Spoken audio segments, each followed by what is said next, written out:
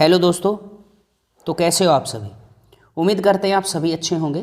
तो स्वागत है आज आपके एक नए व्लॉग में, जिसमें हम आपको घुमाने लेके जा रहे हैं जोधपुर। और जोधपुर में जो सबसे ज़्यादा फेमस है या प्रसिद्ध है वो है मेहरानगढ़ का किला। कभी हम यहाँ पे रहा करते थे और आज हम आपको यहाँ घुमाने लेके जा रहे हैं। सबसे पहले तो मैं बता दूँ आप यहाँ तक कैसे पहुँच सकते हैं। दिल्ली से आप बाय ट्रेन यहाँ से जा सकते हैं। जोधपुर के अंदर हवाई अड्डा भी है, मतलब एरोप्लेन से भी आप पहुँच सकते हैं, वो थोड़ा कॉस्टली होगा आपके लिए। और अगर आप हरियाणा में रेवाड़ी के आसपास रहते हैं तो रेवाड़ी से आप आसानी से बाय ट्रेन यहाँ पे पहुँच सकते हैं। मैं आपको जनरली बता देता हूँ कि हम लोग जयपुर से गए थे, तो जयपुर से लगभग 600 से 700 रुपए में थर्ड एसी जो है वो बुक हो जाती है ट्रेन, और आप आसानी से जोधपुर पहुंच सकते हैं। और जोधपुर से आपको बाय बस या बाय टैक्सी मेहरानगढ़ पहुंचा दिया जाता है। तो चलिए चलते हैं किले के अंदर और लेते हैं यहाँ का नज़ारा, देखते हैं क्या क्या चीज़ें यहाँ खास हैं। बड़ा ही मनमोहक किला है, मतलब कि इतने सालों बाद तक ऐसे टिका हुआ है, ज़बरदस्त, मतलब मज़ा ही आ जाता है इसे देखने में। अभी भी आज की जो इमारतें हैं हमारे घर वगैरह उनसे तो काफ़ी मजबूत है। हम किले के अंदर प्रवेश कर रहे हैं धीरे धीरे। अब यहाँ टिकट की बात कहूँ मैं तो 200 रुपये पर कैंडिडेट, इंडियन कैंडिडेट्स का टिकट लगता है। साथ में हमने एक गाइड भी लिया जिसकी फ़ीस होती है 500 रुपये। वो किले का जो मैनेजमेंट है वही आपसे लेता है।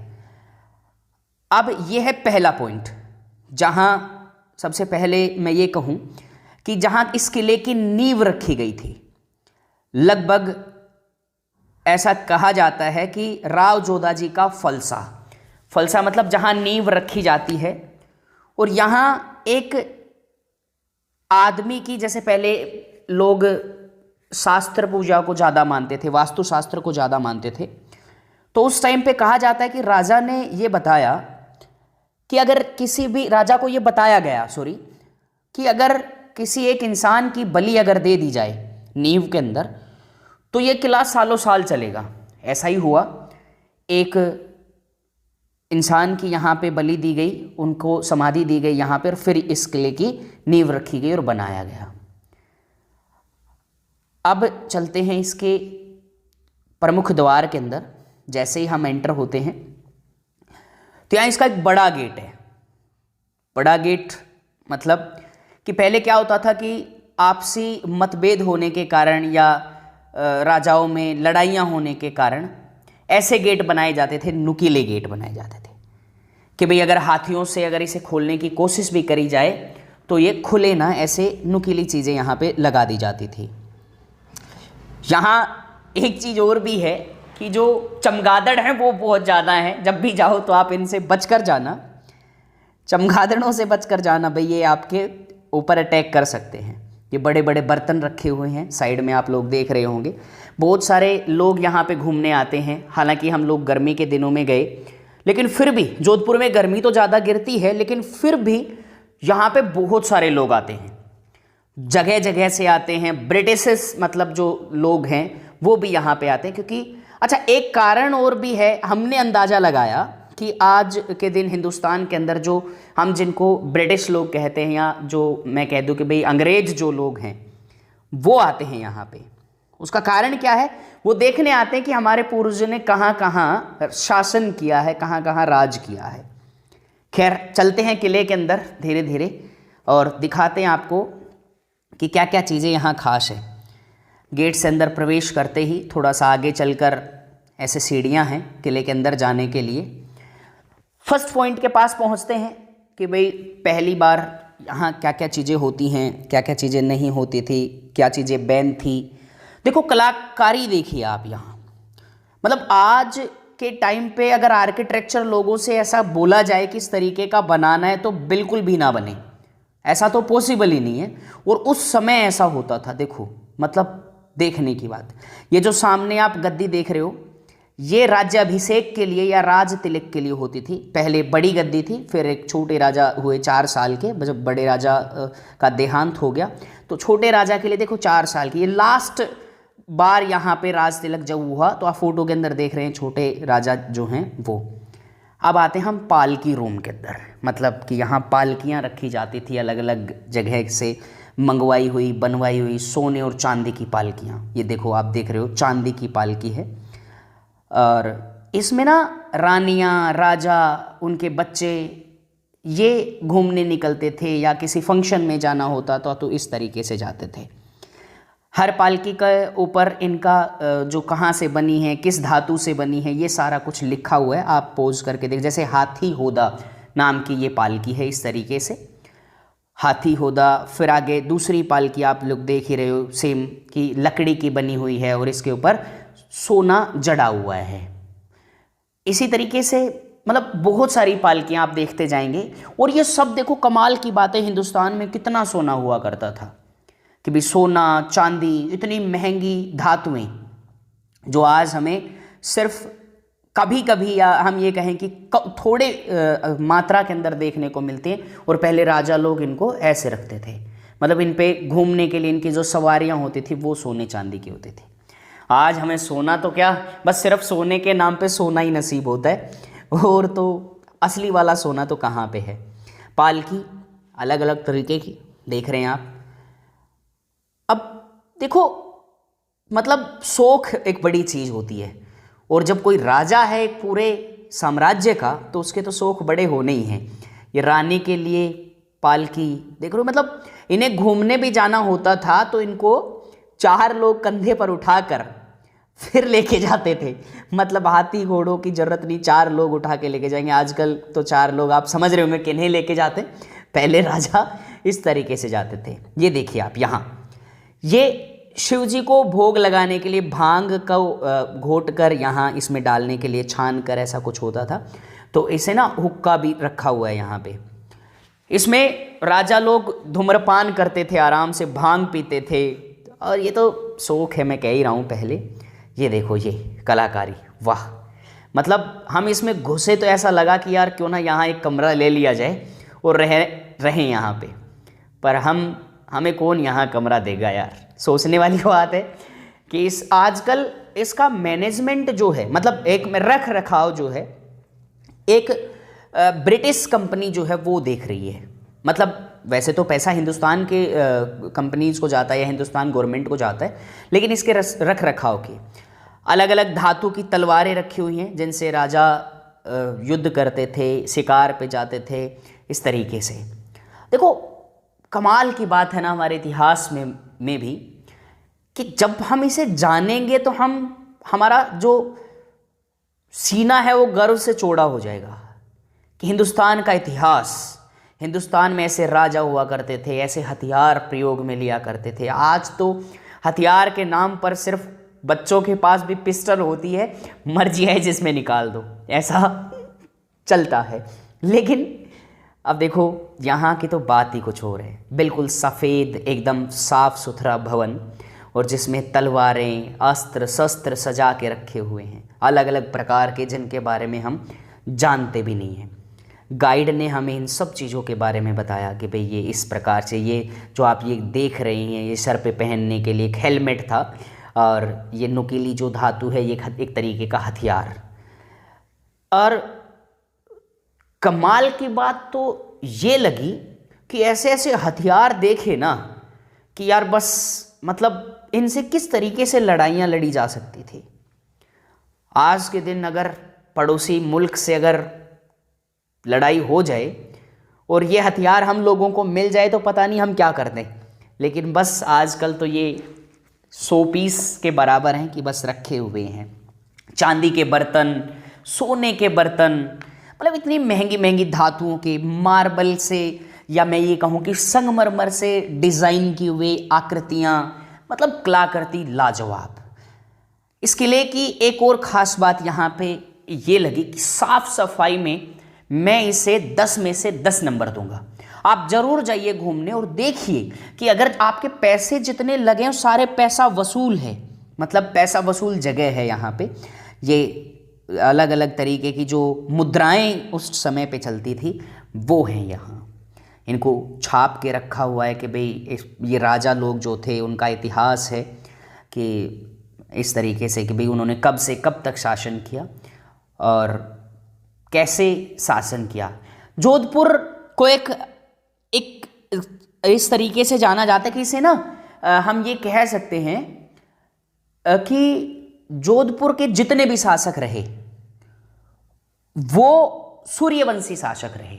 मतलब कहा जाता है ऐसा कि सूर्यवंशी, सूर्य के वंश कहा जा सकता है। और प्रजा के प्रति बड़े ही उदारवादी थे, प्रजा का बहुत ज़्यादा ध्यान रखते थे, ऐसा हमने गाइड से सुना, बताया ऐसा। हालांकि ऐसा सच्चाई में भी था ही, क्योंकि प्रजा के प्रति इतने अच्छे व्यवहार से रहते थे, इसीलिए प्रजा उनका आज भी सम्मान करती है। सूर्यवंशी, मैंने बताया ना कि सूर्यवंश, मारवाड़ के जो शासक थे उनको वो सूर्यवंशी राजपूत थे। और कहा जाता है कि ये सूरज की संतान, या हम ये कह दें कि भाई सूर्यवंश की संतान थे।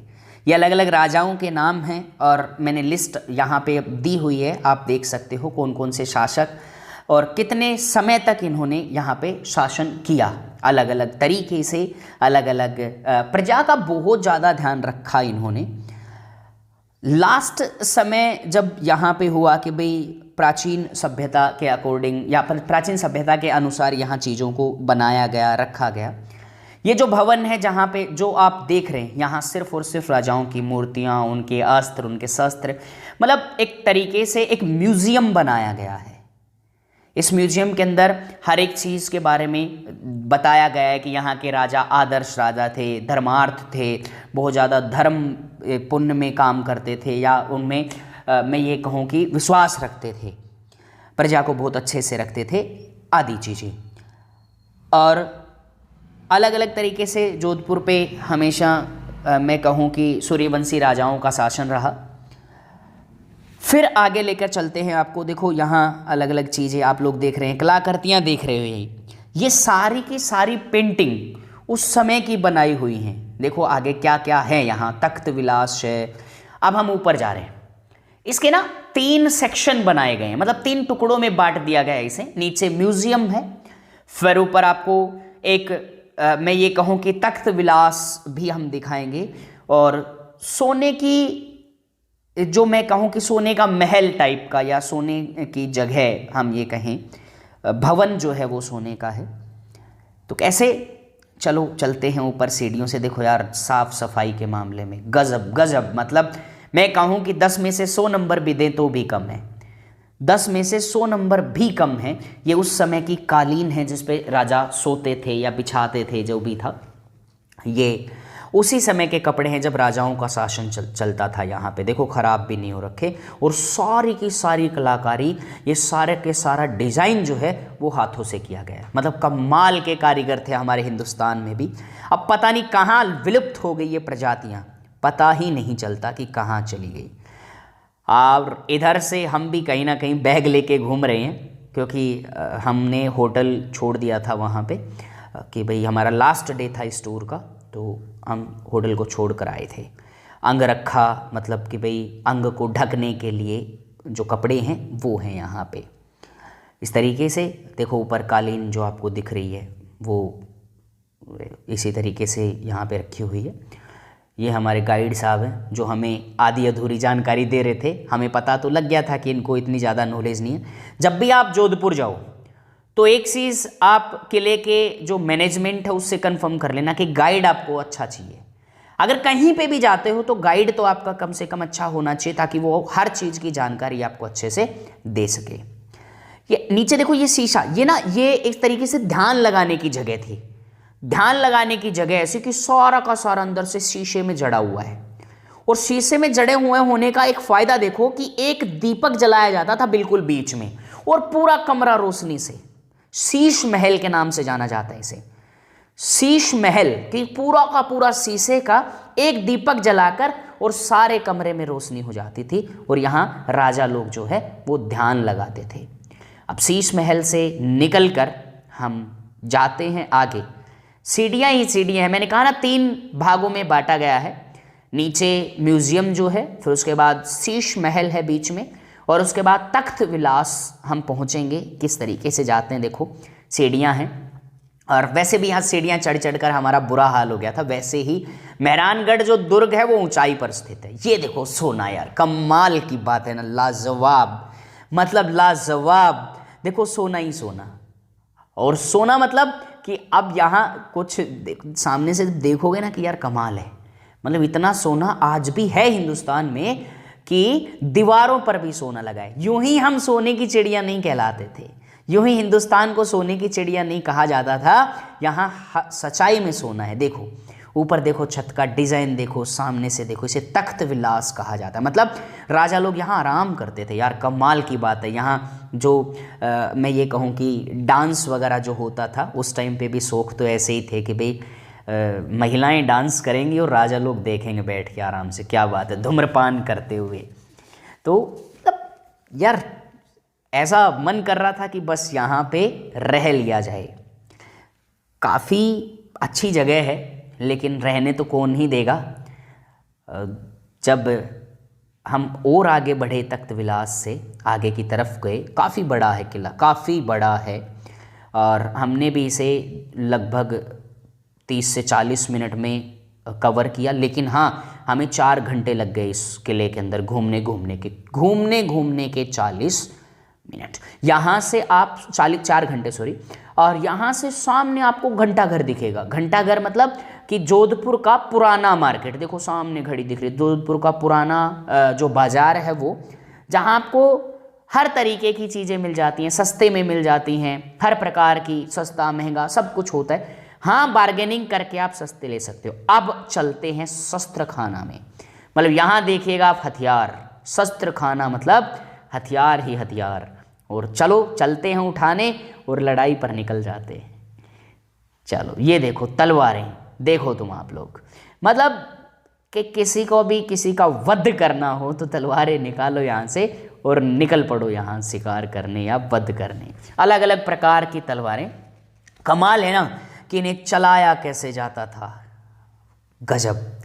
ये अब हम कहें कि बुलेट प्रूफ जैकेट कि भाई गोली ना लग जाए, तो उस समय गोलियां कम और तलवारों का ज़्यादा प्रयोग होता था। तो उसी प्रकार से मजबूत धातु के ये कवच बनाए जाते थे और वो प्रयोग में लिए जाते थे राजाओं के द्वारा। ये देखो आप सामने देखो, अलग अलग प्रकार की तलवारें, और हम भी बीच में आ गए इन तलवारों को उठाने, लेकिन उठाने नहीं दिया। गार्ड ने बोला नहीं उठाना है। बंदूकें, हाँ चला दूँ, मैं कह रहा हूँ कि चला दूँ, हाँ बस चला दो। और कुल्हाड़ियाँ अलग अलग प्रकार की। ये देखिए, ये भाले छोटे छोटे और बड़े बड़े। ये फिर शयन कक्ष, मतलब यहाँ राजा सोते थे। सुनने में आया राजा की 30 रानियाँ थी। यहाँ आजकल एक रानी दुखी कर देती है, राजा को 30 रानियाँ अच्छी लगती थी। कमाल की बात है, 30 का मतलब। और हाँ, इस महल में 30 अलग अलग कमरे भी थे जहाँ अलग अलग रानियाँ रहती थी। जोधपुर को नीला शहर भी कहा जाता है। कारण क्या है, जो पुराना जोधपुर है, जो किले के आसपास बसा हुआ देख रहे हो आप सामने, यहाँ नीले रंग के घर हैं, सबने नीले रंग का पेंट करवाया हुआ है। सामने जो मैंने आपको जूम करके दिखाया वो है जसवंत थड़ा। इसका भी एक नया इतिहास है, मैं एक नया वीडियो लेके आऊँगा जसवंत थड़ा पे, और आप ज़रूर देखेंगे, अच्छा लगेगा आपको। और इसमें ना एक लोचा भी है जो मैं आपको बाद में बताऊँगा, अगले वीडियो का इंतज़ार करिए। तब तक ये हम पहुँचे, ये गद्दी है, यहाँ पे बैठकर राजा शिकायतें सुन लिया करते थे कभी कभी जब उनका मन होता था।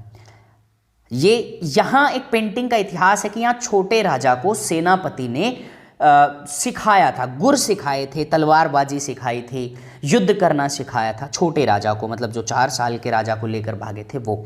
यहाँ छोटे राजा की पालकियाँ रखी हुई हैं, अलग अलग प्रकार की पालकियाँ, ये झूले आप कह सकते हो। और सबसे आखिरी में, सबसे आखिरी वाले राजा की, जो मॉडर्न राजा हैं, आधुनिक काल के जो राजा हैं, उनकी पालकी रखी हुई सबसे आखिरी में, जो इलेक्ट्रिक है। इलेक्ट्रिक का मतलब जो बिजली से चलती है वो। फिर आगे इस तरीके से कि पालकी कक्ष से हम निकलते हैं। ये जो पालकी कक्ष है यहाँ सिर्फ जो राजाओं के बच्चे जो लोग थे उनके लिए ये था। ये है हमारी आखिरी वाली पालकी जो देख रहे हो आप, छोटी, कि भाई यहाँ पे जो छोटे राजा थे वो आराम करते थे आराम से। जब उन्हें घुमाने लेके जाया करता था तो इसी के अंदर लेके जाया जाता था। ये देखो ये कक्ष, ये दीवान ए खास बोलते हैं इसे, दीवान ए खास। यहाँ अलग अलग जगह से वेंटिलेशन के लिए जगहें छोड़ी गई हैं, हवा आती है इधर। और यहाँ पे भी राजा जो थे वो क्या करते थे, यहाँ बैठ जाते थे सामने आराम से और शिकायतें सुनते थे, या यहाँ जो हिसाब किताब है वो भी रख लिया जाता था थोड़ा बहुत। अब आते हैं अगले इस किले की अगले उसके अंदर, यहाँ एक फिल्म की शूटिंग हुई थी, हम साथ साथ हैं। इसे होली चौक कहा जाता है, जहाँ पे बीच में जब होली खेली जाती थी राजाओं के द्वारा। और इधर ये आप कमरे देख रहे हो, ये सब रानियों के कमरे थे। 30 कमरे यहाँ पे बने हुए हैं, देखो आराम से देखो, ये सब कमरे बने हुए हैं। होली चौक बिल्कुल इस किले के मध्य में है, मतलब बीच में है। और यहाँ मैं कह रहा ना, अलग अलग फिल्मों की शूटिंग हुई है। मेरे एक दोस्त ने इनके बारे में सारी चीज़ें निकाल ली हैं कि भाई कौन कौन सी फिल्म में कि कहाँ कहाँ की जगह इस किले के अंदर ली गई हैं। हम साथ साथ है फिल्म के अंदर एक गाना जो था वो यहाँ पे शूट हुआ था। अब इस किले के अंदर आगे जब हम जाते हैं ऊपर की तरफ तो एक मंदिर है, एक भव्य मंदिर है माता का। और उस माता के मंदिर के अंदर हम दर्शन करने गए थे।